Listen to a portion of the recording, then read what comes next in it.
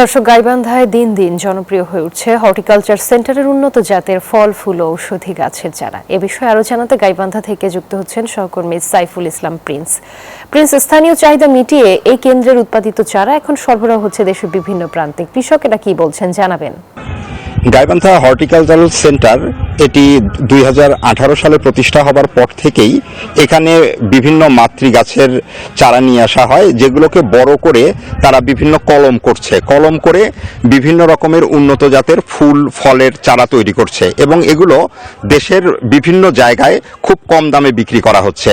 প্রথম দিকে এগুলো শুধু গাইবান্ধা জেলাতে বিক্রি হলেও গাইবান্ধার কৃষকরা নিলেও এখন এগুলো গাইবান্ধা জেলার বাইরেও অনেক জায়গাতেই বিক্রি হচ্ছে।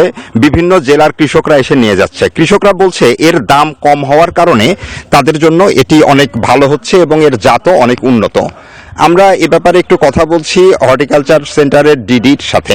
আপনি একটু বলবেন এটি সম্পর্কে। আচ্ছা, আমাদের এই গাইবান্ধা হর্টিকালচার সেন্টার 2018 সালে বছরব্যাপী ফল উৎপাদনের মাধ্যমে পুষ্টি উন্নয়ন প্রকল্পের আওতায় প্রতিষ্ঠিত হয়।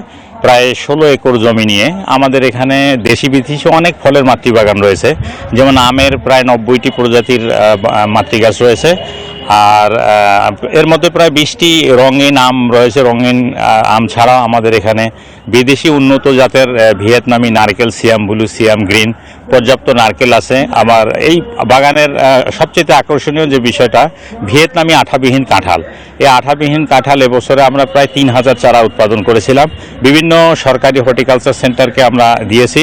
এছাড়া দেশের গাইবান্ধা ছাড়াও দেশের বিভিন্ন স্থান থেকে, যেমন চট্টগ্রাম, নোয়াখালী এবং নরসিংদী পর্যন্ত আমরা এই চারাগুলো বিতরণ করেছি। আমাদের এই চারা 8 মাস বয়সে কাঁঠাল ধরেছে, এখনো গাছে কাঁঠাল আছে।